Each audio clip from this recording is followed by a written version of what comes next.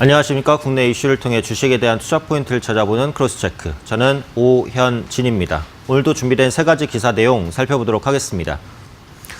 먼저 이데일리 기사입니다. 금통위 관련된 얘기인데요. 이번 주 금요일에 올해 마지막 금통위가 열립니다. 전문가 11명이 11월 금리 동결을 이제 만장일치로 전망을 했습니다. 그래서 이번 주 있을 금통위 전망 살펴보도록 하겠습니다. 두 번째 이데일리 기사입니다. 편의점 관련된 얘기인데요. 최근에 편의점 업체들이 수익성이 많이 악화되면서 신규 사업에 많이 뛰어들고 있다라는 이슈입니다. 그래서 두 번째 기사로 살펴보도록 하겠습니다. 마지막 한국경제 내용입니다. 삼성그룹주 펀드가 다른 펀드 대비해서 수익률이 좋다라는 기사입니다. 투톱이라고 볼 수 있는 것은 이제 삼성전자 그리고 삼성바이오 노릭스인데요.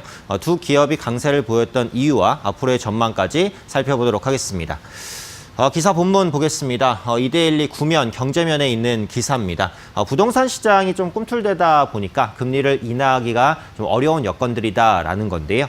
11명의 이제 전문가들은 올해 금통위에서 대부분 금리가 동결될 것이다라고 전망을 했습니다. 반면에 내년 같은 경우에는 이제 금리가 추가적으로 인하될 것이다라는 전망에는 11명의 전문가 중에 9명의 전문가가 그럴 것이다라고 예상하면서 대부분 일치되는 의견을 보였습니다. 일단 이번 금통위에서 그 금리가 동결될 것으로 전망되는 이유는 더 내리기가 어렵다라는 거죠. 현재 국내 기준금리는 2.5%입니다.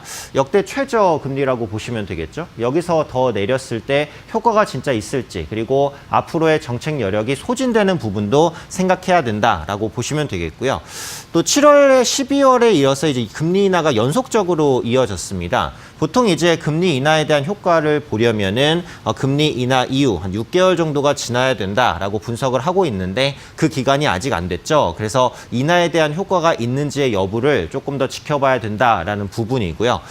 부동산 가격도 문제입니다. 정부가 부동산 규제책을 치우고 있지만 지금 부동산 가격이 아직 잡히지 않았죠. 여기서 추가적으로 금리 인하가 될 경우에 부동산 가격이 더 급등할 수 있는 가능성이 있기 때문에 이번 금통위에서는 금리를 동결할 수밖에 없을 것으로 전망을 하고 있습니다.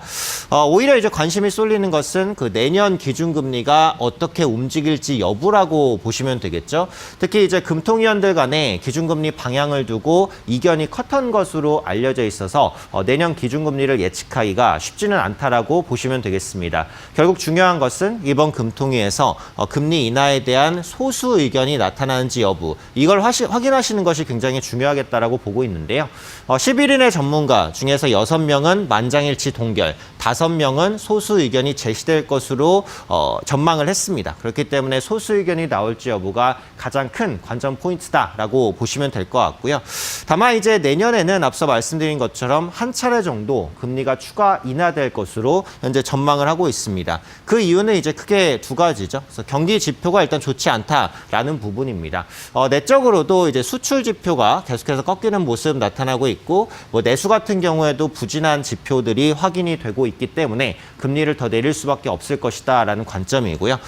두 번째는 이제 대외 여건 개선의 그 불확실성이 여전하다라는 겁니다.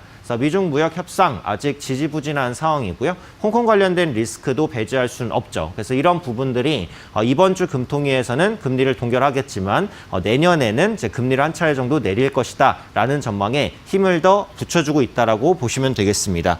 역시 이제 관건 중에 하나는 앞서 말씀드린 대로 부동산 가격입니다. 지금 정부가 집값을 잡겠다는 강한 의지를 드러내고 있기 때문에 한국은행이 금리를 쉽게 내리기가 부담스럽다라는 거죠. 이걸 반대로 말하면 내년 초에 부동산 가격이 안정되면 한국은행의 그 금리 인하 가능성이 더 높아진다. 이렇게 해석해 보시면 될 것 같습니다. 종합적으로 보자면 이번 주 있을 금통위에서는 금리가 동결될 것으로 전망이 되고요. 관전 포인트는 금리 인하에 대한 소수 의견이 나오는지, 그리고 금통위 이후에 이어지는 그 이주열 기자회견에서 어떤 내용들이 나오는지, 이런 부분들을 체크하시는 게 중요하지 않을까라고 판단하고 있습니다. 다음 기사 보겠습니다. 이데일리 경제 15면에 있는 기사입니다. 앞서 말씀드린 대로 국내 이제 편의점 업체들이 수익성 개선에 어려움을 겪으면서 사업 다각화로 이런 부분들을 좀 극복하겠다라는 관련 내용인데요. 최근에 이제 편의점 업체들의 그 수익성 개선이 좀 어려워진 것은 여러 가지 이유가 있는데 대표적으로는 최저임금 인상을 들 수 있습니다. 그래서 편의점 업체는 그 최저임금 인상에 따른 피해를 가장 크게 받는 업종이다라고 알려져 있고요. 두 번째는 그 편의점 매출 품목 1위가 담배입니다. 근데 국내 성인 남성의 흡연율이 줄어들면서 이제 담배 판매율이 줄어든 것도 편의점 업체의 수익성이 악화된 요인 중에 하나다라고 보시면 되겠습니다. 이 때문에 그 다양한 신사업을 좀 영위를 하려는 노력들 나오고 있는데요. 우선은 그 동전 노래방을 운영할 수 있을지가 최대 관심사라는 거죠. 그래서 문체부에서 그 편의점에서 동전 노래방을 이제 할 수 있도록 허용할 수 있는지를 두고 활발한 논의가 진행이 되고 있습니다. 그래서 편의점에서는 술을 팔기 때문에 뭐 허용하지 않아야 된다는 의견도 있지만 편의점 내에서는 술을 마실 수 없기 때문에 궁극적으로 허용되지 않을까라고 판단하고 있고요. 그 외에 이제 다양한 신사업들도 영위를 하고 있습니다. 편의점 같은 경우에는 소비자 접근성이 높고 생활 플랫폼으로 지금 자리 잡았기 때문에 다양한 사업들을 영위할 수 있는데요. CU 같은 경우에는 얼마 전에 대구은행과 함께 적금 상품을 내놨습니다. 생각보다 상당히 고금리의 상품을 내놓으면서 소비자들의 이제 관심을 끌고 있다고 보시면 되겠고요. 택배 서비스 같은 경우에는 이미 편의점에서 일반화된 서비스죠. 그래서 지금까지 진행됐었던 편의점의 신사업에 더해서 추가로 새로운 사업들이 적용될 것으로 보인다라는 거고요. 기사에 보시면은 이제 여러 가지 서비스들, 뭐 공과금 납부, 그다음에 중고폰 수거, 식권 팝업 스토어, 뭐 항공기 결제 서비스까지 제공을 한다는 부분, 그리고 기사에 나오지 않은 신사업들도 활발하게 영위할 것으로 보입니다. 그래서 올해까지는 편의점 업체의 수익성이 많이 악화가 됐었지만 내년부터는 이런 신사업에 힘입어서 실적이 반등할 수도 있기 때문에 BGF 리테일이나 GS 리테일 같은 편의점 관련주들 한번 관심 있게 보시면 좋을 것 같습니다. 마지막 기사 내용 한번 보겠습니다. 한국경제 25면 증권면에 있는 기사입니다. 삼성그룹주 펀드들이 좋은 주가 상승률을 보이고 있다라는 것이 핵심적인 내용인데요. 삼성전자와 삼성바이오로직스의 강세가 삼성펀드의 수익률을 끌어올리는 모습 나타났습니다. 삼성그룹주 펀드의 수익률을 보시면 올해 이후부터 계속해서 양호합니다. 그래서 5%대에서 4%로 줄었다가 최근에 6%까지 수익률이 회복되는 모습들 나타났고요. 삼성전자 같은 경우 영업이익 전망치가 올해 같은 경우 27조로 급감했지만 내년엔 37조 정도로 회복될 것으로 보이면서 주가가 상승했고 그에 따라서 펀드 수익률도 반등하는 모습 나타났습니다. 삼성전자와 함께 영향을 많이 끼치는 종목이 그 삼성바이오로직스인데요. 주가 보시면 9월 달에 26만 원대 저점을 찍고 최근에 38만 원대까지 회복하면서 역시 펀드 수익률을 끌어올리는 데 기여를 했다라고 보시면 될 것 같습니다. 추가적으로 보시면 이제 삼성전자 같은 경우 내년 2분기부터 그 서버와 PC에 쓰이는 D램 수요가 늘면서 고정 가격이 본격적으로 반등할 것이다라는 기대감 있고요. 또 휴대폰 부분 역시 화웨이의 수출 물량 감소에 따른 반사이익으로 영업이익의 양과질이 모두 개선될 것이다라는 전망들 나오고 있습니다.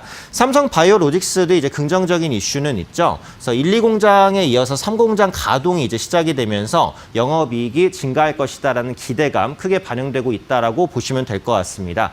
다만 이제 이런 호재 요인들이 이미 선반영됐다라고 볼 수 있을 것 같아요. 지금 삼성그룹주 펀드는 최근 3년간 약 34%대의 높은 수익률을 냈습니다. 근데 최근 보시면은 이제 삼성전자의 실적 개선 속도가 조금 둔화될 것이다라는 부정적인 전망도 있고 삼성바이오로직스 역시 제약바이오주 분위기가 꺾이고 있기 때문에 차익 매물이 나올 수 있죠. 그래서 현 시점에서는 삼성전자와 삼성바이오로직스에 대한 차익 실현 매물 출회 가능성을 염두를 해두시는 게 좋을 것 같습니다. 네, 금요일 준비한 기사 내용 모두 살펴보았습니다. 지난 주말 미국 증시 같은 경우에는 미중 무역 협상이 잘 될 것이다라는 트럼프의 발언으로 반등에 성공했는데요. 지금 실질적으로는 협상의 진전이 아직 없기 때문에 경계감이 필요하다라고 보고요. 특히 국내 코스피 시장에서는 외국인의 매도세가 지속되고 있기 때문에 외국인 수급 전환이 나타나는지 여부를 꼼꼼하게 살피시는 게 중요할 것 같습니다. 이상으로 크로스체크 오현진이었습니다.